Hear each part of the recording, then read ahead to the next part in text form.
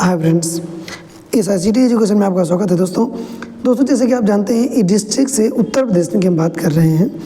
ई district से आय, जात, निवास, राशन कार्ड इत्यादि चीज़ें भरी जाती हैं और जो कि अभी तक आज की डेट यानी 8 तारीख तक पुराने पैटर्न पर भरे जा रहे थे। आज उत्तर प्रदेश सरकार के द्वारा ई डिस्ट्रिक्ट पोर्टल में बहुत ही चेंजेस कर दिए गए हैं, कई ढेर सारे चेंजेस कर दिए गए। तो आज वीडियो में उसी पर लेकर आए हुए हैं कि क्या चेंजेस किए गए हैं। दोस्तों जैसे कि आप जानते हैं, टेक्निकल जो भी चीज़ें होती है आपके लिए लेकर आते रहते हैं। आइए लॉगिन करके आपको हम बताते हैं कि क्या क्या चेंजेस किए गए हैं। तो जो भी चेंजेस किए गए हैं उसको हम आपको आज यहाँ पर डिस्कस करने वाले हैं, क्योंकि अभी तक आधार से इसमें आज़ाद निवास नहीं बनते थे। आधार लगाना होता था लेकिन KYC नहीं होती थी। लेकिन अब हम आपको बताना चाहेंगे कि अगर आपके पास आधार में जो डेटा है उसमें से नाम आपका जो है वही KYC के माध्यम से यहाँ पर लिया जाएगा। अगर आपके आधार में नाम गलत है तो आप आज़ाद निवास नहीं बनवा पाएंगे। इसलिए बहुत ज़रूरी है कि आप आज़ाद निवास बनवाने के लिए जो है अपने आधार में नाम सही करें। अभी तक आपको बता दें कि बहुत ढेर सारे लोग जो हैं आधार में नाम सही कराने के लिए ही निवास बनवाते थे, जो कि अब समस्या बढ़ जाएगी।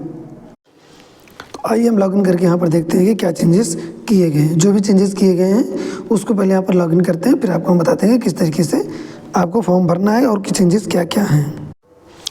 देखिए हमने यहाँ पर लॉगिन कर लिया है। अब लॉगिन करने के बाद आपको दिखा दें कि चेंजेस क्या किए गए हैं। देखिए यहाँ पर जो प्रमाण पत्र वाला आप कॉलम देख पा रहे हैं, इसमें देखिए साफ साफ यहाँ नीचे लिखा हुआ, देखिए जाति, आय एवं निवास प्रमाण पत्र की सेवाएं आधार KYC सत्यापित होने के बाद ही उपलब्ध होंगी। अतः आवेदक का आधार नंबर अनिवार्य है। आवेदक के पहचान की जानकारी केवल प्रमाण पत्र प्राप्त करने के लिए उपयोग की जाएगी तथा आवेदक का बायोमेट्रिक संग्रहित साझा नहीं किया जाएगा। यानी इसका मतलब हो गया कि अब आधार से जो है जो भी आधार में डेटा होगा वही यहाँ पर आएगा, आप उसमें चेंजेस नहीं कर सकते हैं। तो इसलिए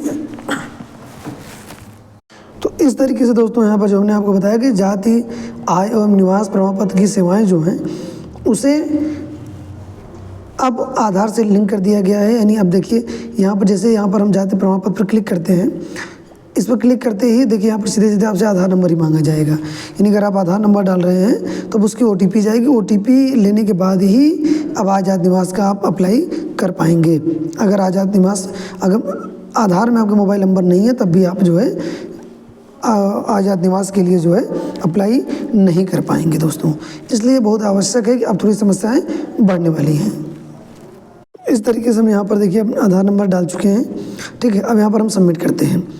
जैसे सबमिट करेंगे तो जो रजिस्टर्ड मोबाइल नंबर होगा उस पर एक OTP जाएगी। देखिए यहाँ पर साफ साफ लिखा हुआ है कि एक OTP इस नंबर पर भेजी गई है, ठीक।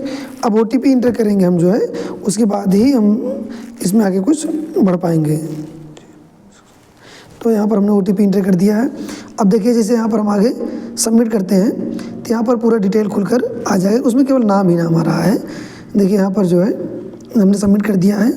अब ये देखिए यहाँ पर नाम खुलकर आ जाएगा। ये देखिए यहाँ पर आगे आधार से उठा लिया इसने नाम को, ठीक है। बाकी चीज़ें आप भर सकते हैं लेकिन आपका जो नाम है वो आधार से ही उठेगा। तो ये समस्याएं ये बढ़ रही हैं कि अभी तक लोग आधार में संशोधन कराने के लिए निवास प्रमाण पत्र का प्रयोग करते थे, लेकिन अब आधार में गलत रहेगा तो उसके लिए उनको वैकल्पिक व्यवस्था करनी पड़ेगी। तो इसलिए अब ध्यान दीजिएगा। अब एक चीज़ और बता दें, यहाँ पर एक चेंज और है। अगर आप फ़ोटो आधार में लगाना चाहते हैं तो यहाँ पर टिक कर दीजिए केवल लास्ट में। यहाँ पर आपका फ़ोटो अपने आप यहाँ पर देखिए लग गई। एक चीज़ और, अगर आधार कार्ड में अगर आपका